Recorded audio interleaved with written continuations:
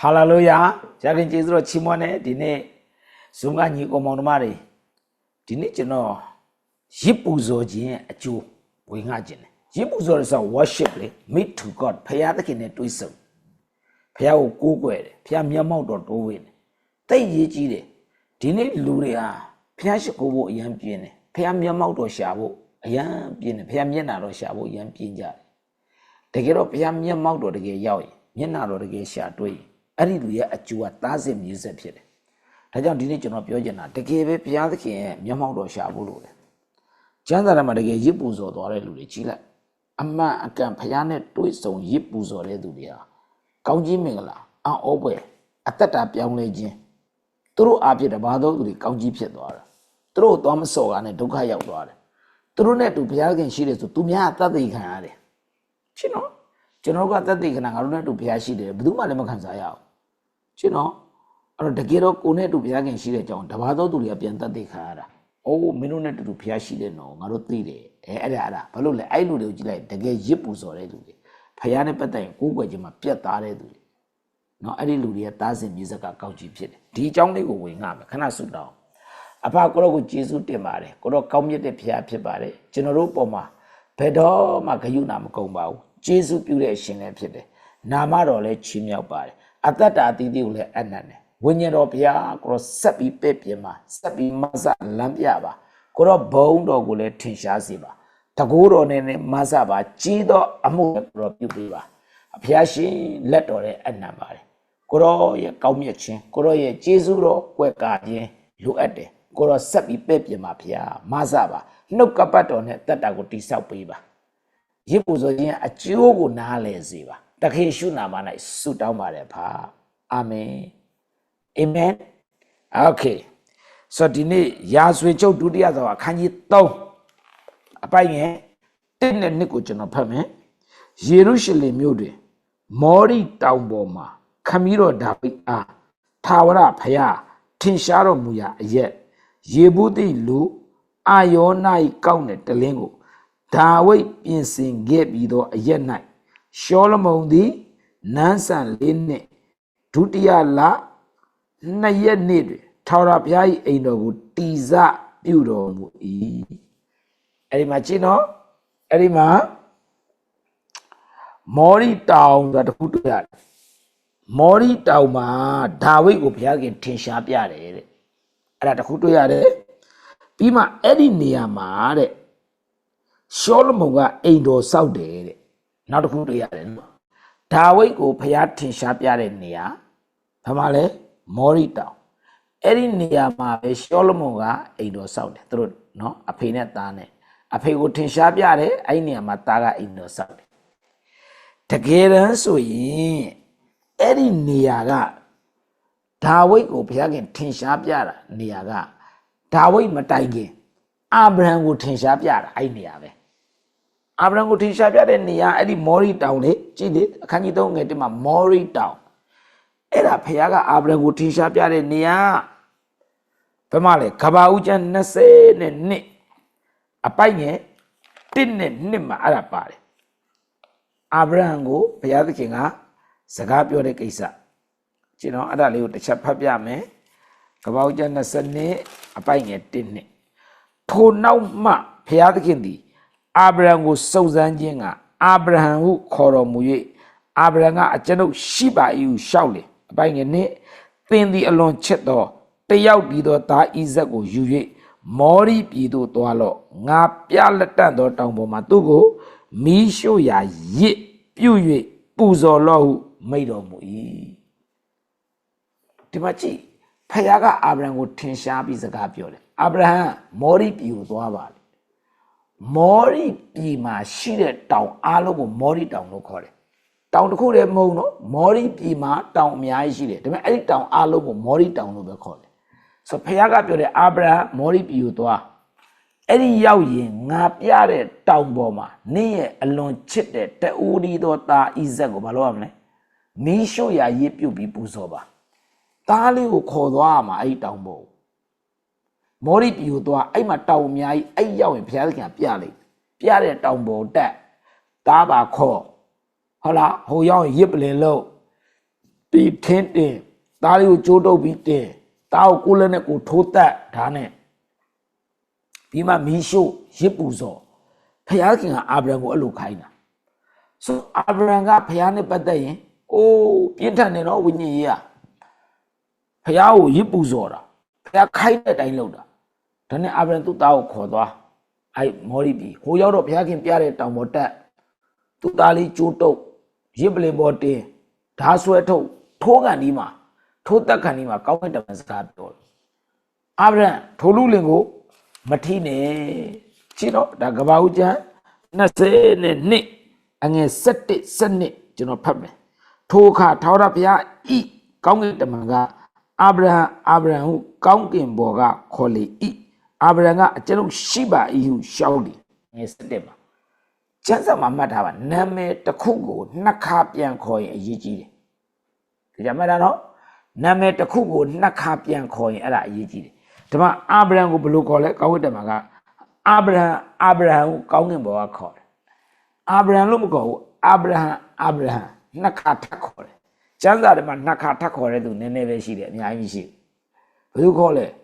ထာဝရဘုရားဤကောင်းကင်တမန်ဘယ်ကခေါ်လဲကောင်းကင်ဘော်ကခေါ်လေကောင်းကင်ကနေခေါ်တာဘာပြောလဲကြည့်အောင်အလင်းမပြုတ်နဲ့ထိုလူလေးကိုပင်သည်ဘုရားသခင်ကိုကြောက်ရွံ့သည်ဟုယခုငါသည်အကြောင်းမူကားသင်ဤသားသင်၌တယောက်တည်းသောသားကိုငါတောင်း၍သင်သည်ငါကိုမငြင်းဟုမိန့်တော်မူ၏စဉ်းစားစရာပဲနော်သင်ရဲ့တယောက်တည်းသောသားကိုငါတောင်းနေတယ်ဒီကတော့ကောင်းကင်တမန်တောင်းတာမှမဟုတ်တာဘုရားတောင်းတာလေဘာဖြစ်လို့ကောင်းကင်တမန်ကဒီနေရာမှာငါတောင်းတယ်လို့ပြောလဲသဘောပေါက်အဲ့ဒါပါလေခရစ်တော်ကောင်းကင်တမန်တဒံနဲ့လာတာဒါကြောင့်ဒါကျမ်းစာတွေဖတ်ကြည့်အနက်ဖွင့်ကျမ်းတွေမှာပါတယ်နော်အဓိပ္ပာယ်ကပါလေအဲ့ဒါခရစ်တော်တကယ်လို့ဖះတောင်းတာကိုကောင်းကင်တမန်ငါတောင်းတယ်လို့ပြောရင်အပြစ်ရှိတာဗောဖះနေရာမှာဝင်ယူလို့မရဘူးလေမမိလားတစ်ချိန်လုံးကဖះနေရာမှာဝင်ယူတဲ့ကောင်းကင်တမန်နနတ်သားမိုးတောက်ကျဲလေလူစီဖာအောက်ပြုတ်ကျလာတယ်မဟုတ်လားဖះနေရာမှာဝင်ယူဖို့စဉ်းစားလိုက်တာနဲ့အောက်ပြုတ်ကျလာတာဒါပေမဲ့ဒီနေရာမှာကောင်းကင်တမန်ဖះနေရာကိုဝင်တာဘာမှမဖြစ်ဘာလို့လဲအဲ့ဒါခရစ်တော်အဲ့ဒါခရစ်တော်ဆိုတော့တကယ်ပဲအာဗြဟံကလေခရစ်တော်ပြောတဲ့အတန်ကိုကြားတယ်ခရစ်တော်နဲ့ထိတွေ့ရဘယ်နေရာမှာလဲရစ်ပူဇော်တဲ့နေရာအဲ့ဒါဘယ်နေရာလဲမောရီတောင်မောရီပြည်မှာရှိတဲ့တောင်အေးအဲ့ဒါဆိုတော့တကယ်ပဲ worship လုပ်တယ်ဖခင်နဲ့ထိတွေ့သွားရင်အဲ့ဒီလူရဲ့အသက်တာမှာတစုံတစ်ခုဖြစ်လာတယ်ဖခင်ကဖွင့်ပြတဲ့အရာဘာဖြစ်လဲခံစားရတဲ့အဲ့နေရာမှာအာဗြဟံဘာခံစားရတယ်ယေဟောဝါကြီး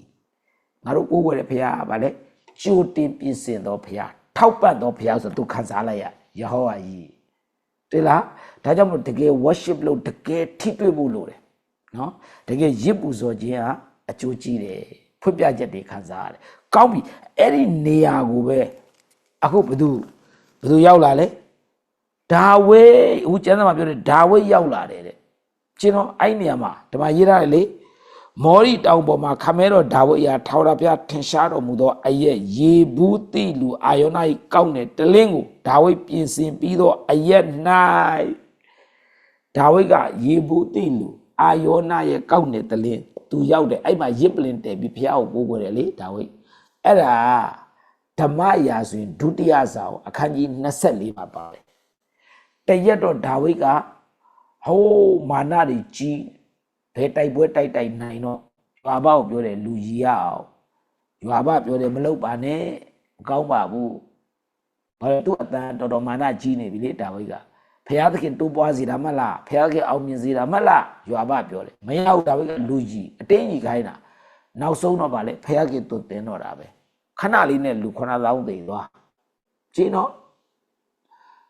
ဒါဝိကအဲ့ကြမှာ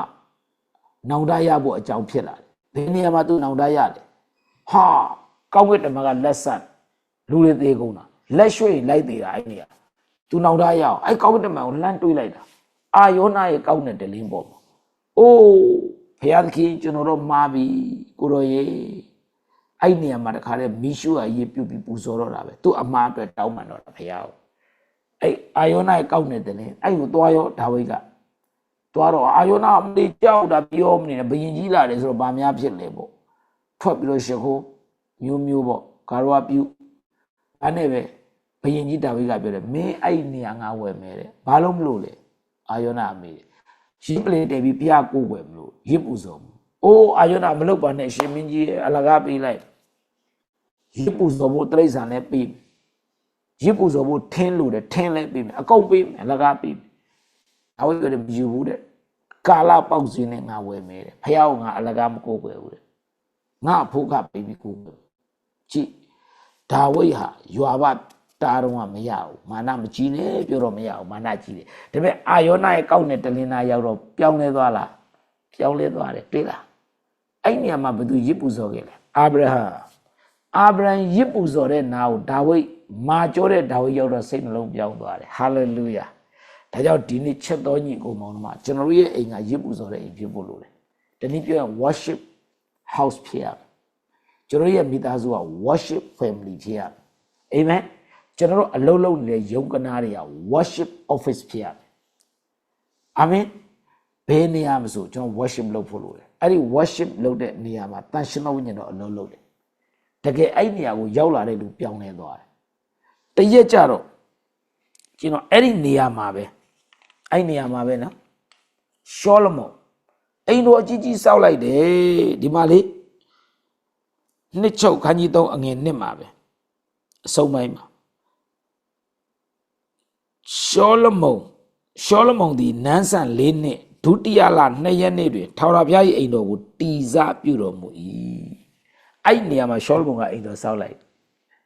တွေ့လားတခြားနေရာမစောက်ဘူးအာဗြဟံကသားကိုရစ်ပူဇော်တဲ့နေရာ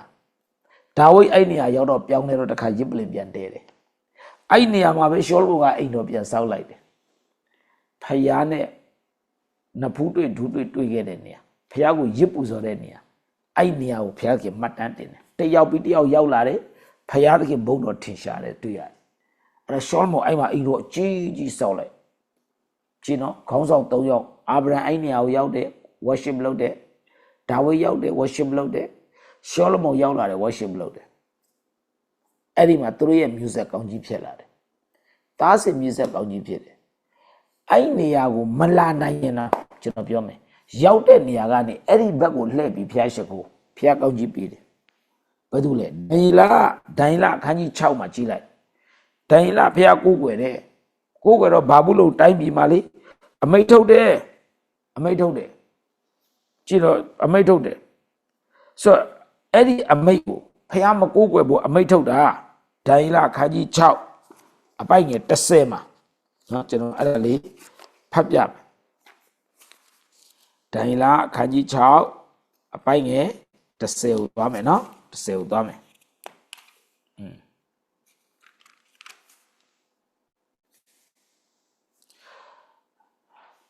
အမိတ်တော်ထုတ်၍တစိ့ခတ်ကြောင်းကိုဒိုင်လသည်ကြားသိတော်လေမိမိအိမ်သို့သွား၍ယေရုရှလင်မြို့သို့မျက်နှာပြုတ်ရာအထက်ပရင်ပေါက်ဖွင့်လျက်ပင်အထက်ပြုလေရှိသည့်တိုင်တစ်နေ့3ကြိမ်ဒူးထောက်တဲ့ဘုရားသခင်ကိုဆုတောင်း၍ဂုဏ်ကျေးဇူးတော်ကိုချီးမွမ်းလေ၏ဒိုင်လခေဘာဘူးလုံးမှာတိုင်းပြည်မှာဘာဘူးလုံးဆိုရကအမိတ်ထုတ်ထားတယ်အခုချိန်ကနေစပြီးအရက်30အတွင်းဘာပဲလို့ဘယင်ကိုပဲတောင်းဘယ်ဘုရားမှမတောင်းအောင်တောင်းရင်ချင်းသေးတွေနဲ့ချခံရမယ်အမိတ်ထုတ်ထားတာဒိုင်လအဲ့တိုင်းပြည်မှာဒိုင်လဘာလုပ်လဲဘယင်အမိတ်ကိုမကြောက်ဘုရားကိုကိုးကွယ်ဆုတောင်းတဲ့ကသူများသူကြောက်တော့တဲ့လူတွေကချောင်းနေတာနောက်ဆုံးဘယင်စီသတင်းပို့သူ့ချင်းသေးတွေနဲ့ပြစ်ချဒိုင်လဘယင်လည်းစိတ်မကောင်းဘူးလေချင်းသေးတွေနဲ့ချရတာဟာလားနောက်ဆုံးတော့ဗာလေချင်းသေးမကြိုက်ဘူးဒိုင်လကိုချင်းသေးမကြိုက်ဘူးဘယင်တော့အံ့ဩသွားတယ်ဘယင်ဘာပြောလဲဒိုင်လရဲ့ဖျားကိုလူတိုင်းကိုးကွယ်ရမယ်ကျင်းတော့အပိုက်ငယ်ဒိုင်လခန်းကြီး6အပိုက်ငယ်26ငါအစိုးရသောတနိုင်ငံလုံးနှင့်ရှိနေသောသင်တို့သည်ဒိုင်လ၏ဖျားခင်ကိုကြောက်ရွံ့ယူသေးကြကုန်ဟုငါအမိတ်တော်ရှိ၏ဒိုင်လရဲ့ဖျားကိုအလုံးကြောက်အောင်မယ်အလုံးယူသေးရမယ်ဆိုဒိုင်လကဖျားကိုဆုတောင်းတယ်သူဆုတောင်းတဲ့နေရာဘယ်မှာလဲပရင်းပေါက်ဖွင့်တယ်ဖွင့်ကျင်တဲ့ပရင်းပေါက်ဖွင့်တာမဟုတ်ယေရုရှလင်မှာဗိမာန်တော်ရှိတယ်လေရှောလမုန်ဆောက်ထားတယ်ဗိမာန်တော်ဘက်ကိုလှည့်တဲ့ပရင်းပေါက်ဘယ်ပရင်းပေါက်ကိုဖွင့်ရင်ဗိမာန်တော်ဘက်လှည့်တယ်လို့ဖြစ်မလဲဆိုရင်ဗိမာန်တော်ရှိတဲ့ဘက်ကပရင်းပေါက်ကိုဖွင့်ပြီးအဲ့ဘက်ကိုလှည့်ပြီးဆုတောင်းတာ ရှောလမုန်ဆောက်ခဲ့တဲ့ဗိမာန်တော်မသွားနိုင်တော့အဲ့ဘက်လှည့်ပြီးဆိုတော့ဘုတ်ထင်ရှားတယ်အာမင်ဒါကြောင့်မလို့ဒီနေ့ကျွန်တော်အနေနဲ့အားပေးကြတာရစ်ပူဇော်ခဲ့တဲ့အကျိုးအာဗြဟံရစ်ပူဇော်တယ်ဒါကြောင့်ကျွန်တော်တို့ကအခုရစ်ကောင်ယူပြီးပူဇော်အဲ့လိုပြောတာမဟုတ်တော့ရစ်ပူဇော်တဲ့အဓိပ္ပာယ်ကဘာလဲ worship နောက်တစ်နည်းပြော meet to God ဖျားခင်နဲ့တွေ့ဆုံခြင်းဖျားကိုဘဝအတ္တမှာဦးစားပေးခြင်းကိုးကွယ်ခြင်းဟုတ်လားဒါကြောင့်ရစ်ပူဇော်ခြင်းအကျိုးကတော့သားစဉ်မြေးဆက်မှာကောင်းကြီးဖြစ်တဲ့ပြဿနာတွေရဲ့အထက်မှာခိုင်ခန့်ခြင်းနဲ့ယက်တည်နိုင်တဲ့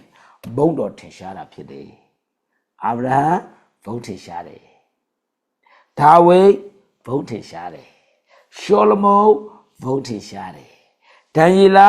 ဘုံထင်ရှားတယ်တကယ်ရစ်ပူဇော်တဲ့အသက်တာဖယားကိုကိုးကွယ်တဲ့အသက်တာဖယားနဲ့ထိတွေ့တဲ့အသက်တာဟာကောင်းကြီးဖြစ်တဲ့